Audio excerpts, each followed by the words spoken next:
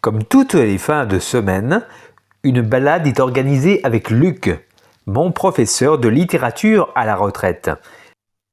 Depuis qu'il m'a proposé ces discussions hebdo, je vois la vie autrement.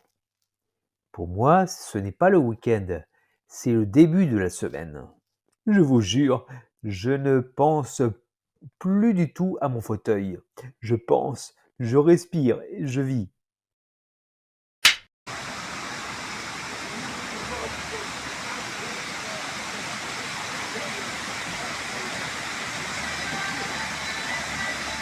Le café, c'est un grand sujet, effectivement. On a plusieurs fois eu l'occasion d'en parler, non seulement sur les effets produits par la caféine, mais également, ça qui sont relativement bien connus, sur la question de la posologie, combien de tasses de café peut-on prendre chaque jour, et également sur la question de l'origine, d'où ça vient.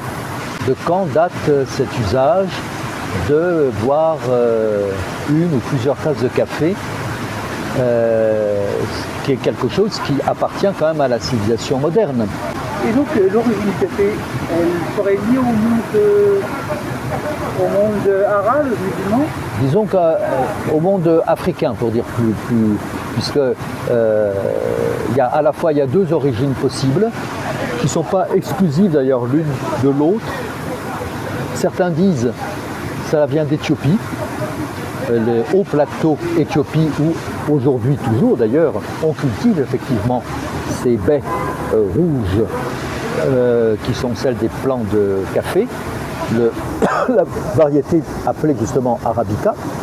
Mais il y a également de l'autre côté de la mer Rouge, il y avait depuis l'Antiquité beaucoup de va-et-vient, beaucoup d'échanges de part et d'autre de la mer Rouge, au Yémen, dans la région dite de Mocha, il y avait également des plantations de café à partir dont on sait historiquement qu'elles ont été, ce café, ce breuvage, a commencé à être systématiquement préparé et consommé à partir du XVIe siècle.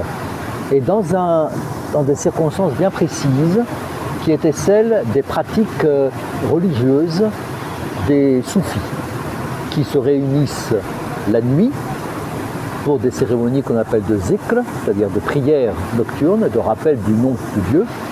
Et pour se tenir éveillés, ils avaient découvert que cette baie rouge, une fois torréfiée, infusée, etc., a des propriétés d'éveil. Ils permettent de rester éveillés toute la nuit. Et d'ailleurs, Théodore Monod en parle. Alors, le grand naturaliste, effectivement, Théodore Monod, qui s'est beaucoup promené entre guillemets, qui a fait des enquêtes très très approfondies dans toute la zone sahélienne, mais également dans la péninsule arabique, a beaucoup étudié, en naturaliste d'abord, puisqu'il est d'abord naturaliste, et ensuite anthropologue. Il a étudié cette question des plants de café, de leur culture, de leur diffusion, parallèlement d'ailleurs avec son étude de l'encens, puisqu'il y a un lien étroit entre la culture et l'usage de l'encens et la culture et l'usage du café. Tout cela venant, les deux cultures provenant, étant endémiques de la péninsule arabique, le sud de la péninsule arabique. Ah, mais bon, le café, c'est un symbole de culture et de spécialité, oui. Mais est-ce que vous pouvez considérer que le café est une drogue? Ah bah je sais pas, ça c'est vous qui êtes le spécialiste des questions d'addiction et de ça. Je ne sais pas. Je constate simplement que si on appelle drogue toute substance dont la consommation procure un certain plaisir, provoque une sorte d'excitation, et mieux que cela, invite le consommateur à réitérer l'expérience, ce qu'on appelle l'addiction, dans ces conditions-là, on pourrait considérer que le café répond à cette définition.